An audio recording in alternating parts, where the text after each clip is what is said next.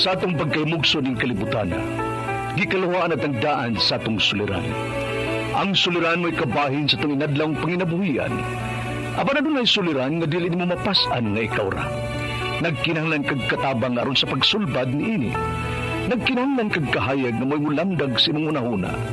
Ug tungod ni ini, nataw kini nga atong tulumanon nga naguluhan. Kini ang akong suliran. Kini ang akong suliran.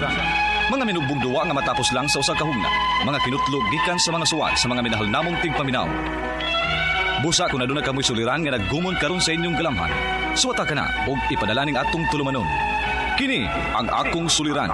Aron kabuhatan ka na og duwa sa kahanginan ug pagatambagan sa mga bulawanang hunahuna. Kini ang akong suliran. Kini ang akong suliran. Sinumat ni Teresa Tirul Soria, ubos sa direksyon ni Ingrid Miss Iver Tudaso. Dalit kaninyo sa RMN Drama.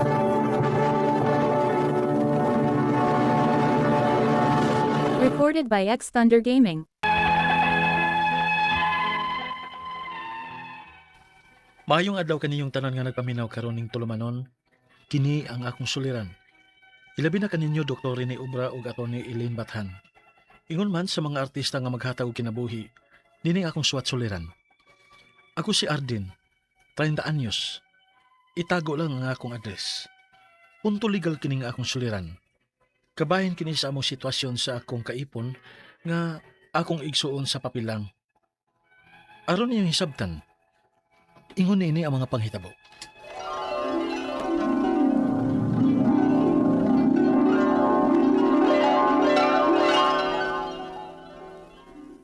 Arden anak, na misulti si papa nimo. Unsa man na ba? Di ba nahibaw man ka nga sa higayon nga gi-adapt ka namo ni papa nimo? Mao tong higayon na nga nawa ang among anak, si Luis. Uma, Nakita na namo siya nak. Ug anhin na siya puyo uban nato. mo ba? May hinoon ba? Ug maoy gusto namo ni mama nimo nga unta magila-ila mo og maayo ug maghoy-hoy mo.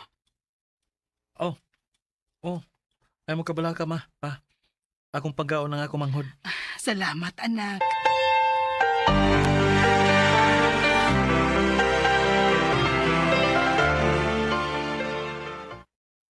Anak Arden, imong maguwang.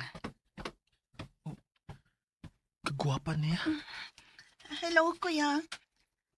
May kinaigisagop sila si mama para dili ko laayan kay ako rang usa. Sigurado jud ko nak nga magkasinabot mong duha. Ako'y bahala nimo, Luis. Salamat, kuya.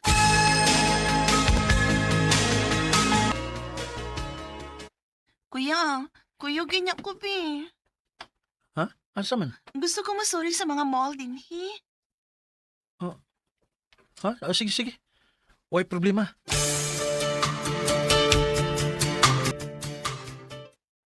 Dilawin ni nga chocolate, kuya, oh.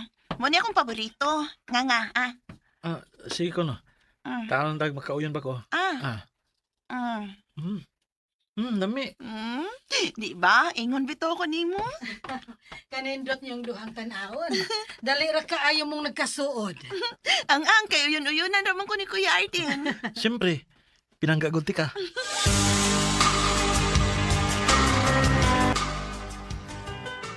Asa si Luis pa? Nilaag man to. Wala ko niya kuyuga. Nak, ay dili sa tanang panahon magkuyog mo. Maayo sa dang makaamiga siya lain din dapit sa ato.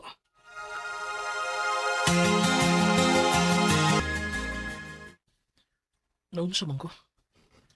Ano dili makumahimutang nga wa mi magkauban ni Luis karon?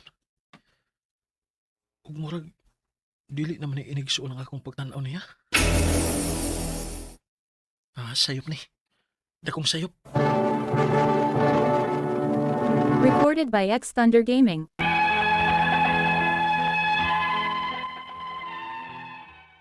Di na ginako malimod sa akong kaugalingon nga nakagusto ko niya.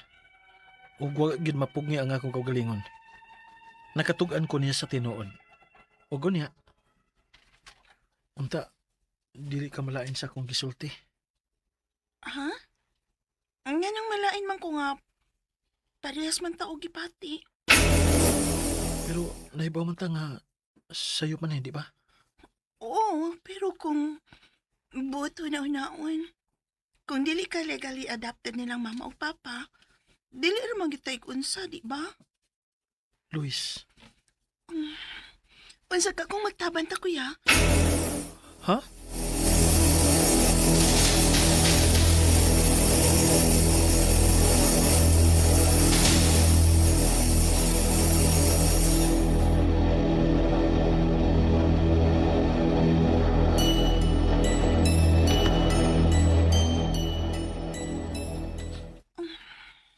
Sakto ka na itong gibuhat, Lois.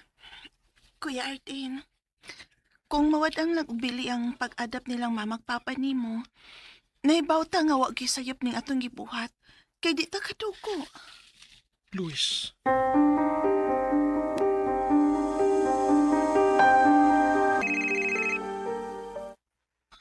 Kuya, nagsige nagpanawag si mama.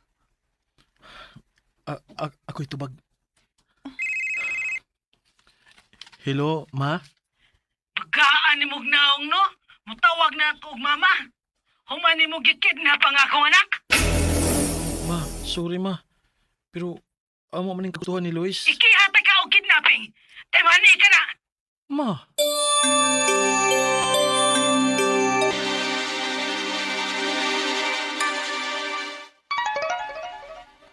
Ganyara man na nagsigig tingog imong phone. nag-text sa imong mga parente nako. O, nahibaw na sila sa nahitabo na to. Unsa? Daghang kay sila bahad nako, Luis. Unsa ka kung magpakasal na lang ta? Kasal? Oo, pero ano mahimo sila si mama ug mahilom na sila. Pero, pwede ka ta nga magpakasal nga igsuon man ta sa papel. Ambot, wa sa ko mahipaw. Pero gusto na kong padayonon ni kung unsa may nasugdan nato. Luis.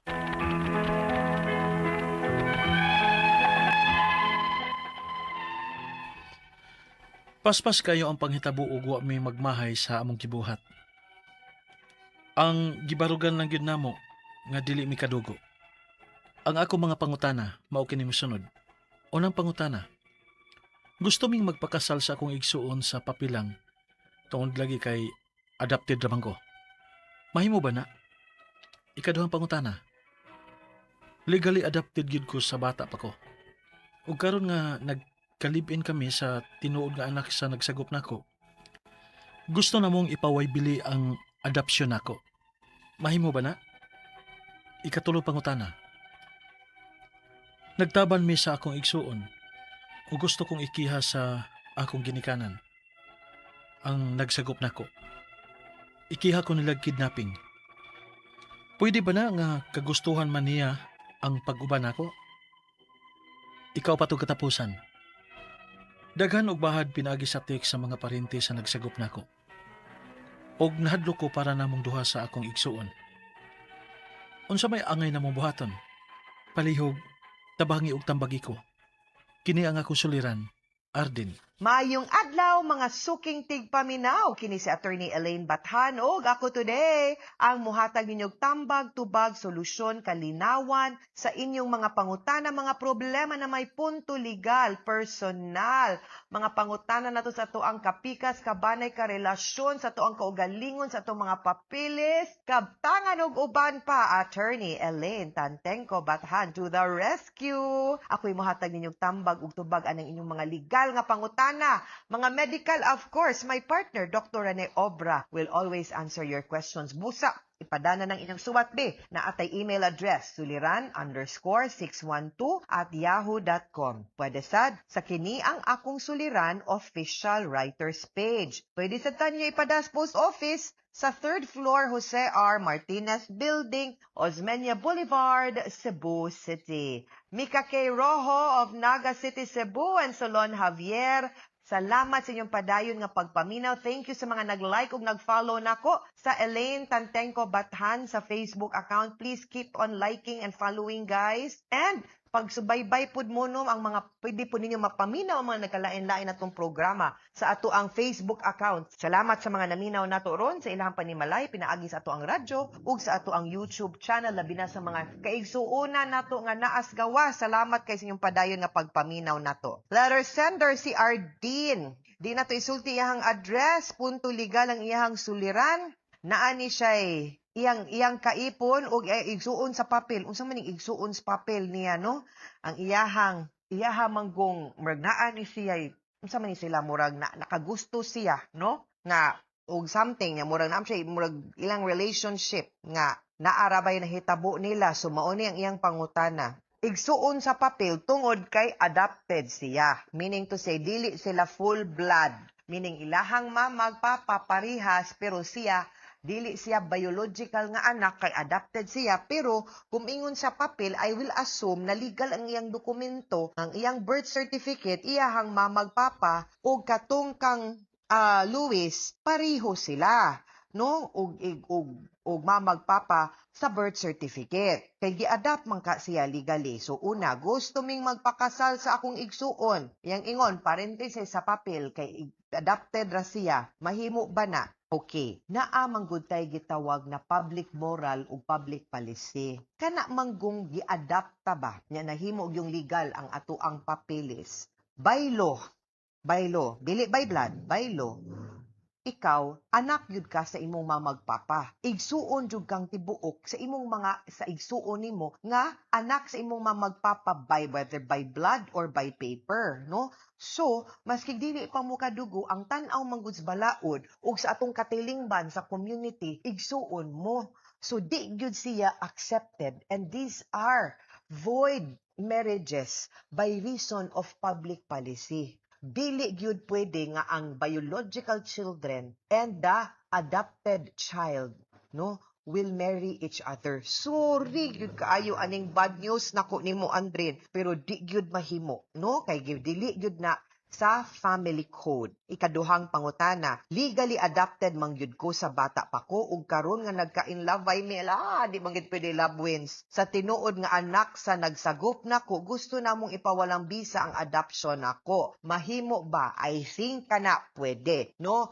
For valid reasons, no, nga makabiya ta from the bond of being an adopted child, I think kana pwede. And mubalik ta, but you will have to look into the possibilities kung allowed ba ang grounds nimo para inalify ang imuhang ang imuhang adoption sa imuhang papa ug mama, no? But you'll have to hire a lawyer para ana kay court order man na.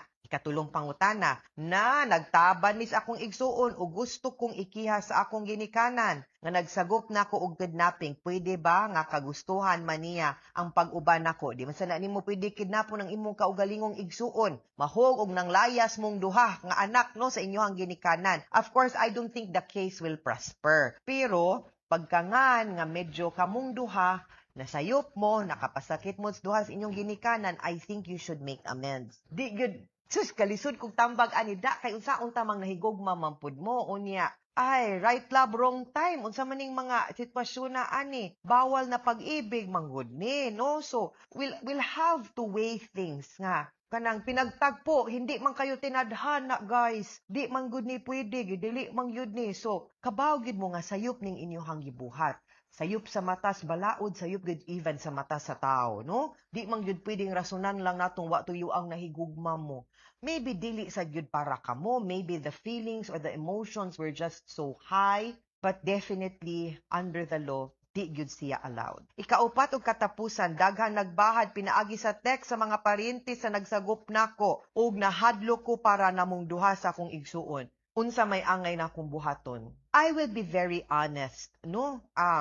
Tony, this might not be easy. Mingon niya mong harsh ko, wa ko kasabot inyong panaghigugma, pero abogado man ko and I am morally and legally obliged nga muhatag ninyo og sakto nga tambag ug tubag aning imuhang pangutana given the situation. Niingon nako nga bawal ni o gidili ni nga relasyon. So I will really go by unsay giingon sa balaod. Di man gyud mo pwede makasal. Dili pod sakto ug makiangayon ug acceptable sa ato ang katilingban ug community nga ang manag-igsuon mag-unay. No? Igsuon man mo, baski pagpapil siya, you are legally siblings, therefore you cannot be married to each other. And moingon jud ko, and I'm sorry, but your relationship has to stop. Di yun ni pwede mo ingon tag you and me against the world or hahamakin lahat. Dili yun pwede, I'm sorry. Dili yun mo pwede. Maybe you are not destined for each other. But I'm not saying you should, if kaya, consult a lawyer and see if there are valid grounds or ways ug kung tugutan ka sa korte. Make it right first, no? Do not go against your parents, ayaw mo go against sa mga nagpadako ninyo, dili pud angay ug sakto nga inyo silang pasakitan tungod lang kay nagpadamo sa inyohang gugma ug emotion. That's also selfish. No, so please lang, control your emotions and hopefully you can realize nga dili ni sakto and you will do the right thing. Maybe na ay lain para ninyong duha. Dili lang yun mo pwede usat-usa. I'm sorry, but usahay, no, love ain't enough. No, dili yun. Kana kay kung nasulting kanta nga title, ani. Pero sometimes, just love is not enough. No, you have to do what is right as well. Mga suking tigpaminaw, hinaut unta nga namoy nakutlo na pagtulunan karong adlaw. Kini si Attorney Elaine Bathan. Daghan kayong salamat sa inyong pagpaminaw sa atong tulumanon. Hangtod sa sunod nga sugilanon, dinhi kapon sa tuang programa, kini ang akong suliran gikan sa RMN Production Center, Radyo Nationwide. Daghang salamat og maayong adlaw.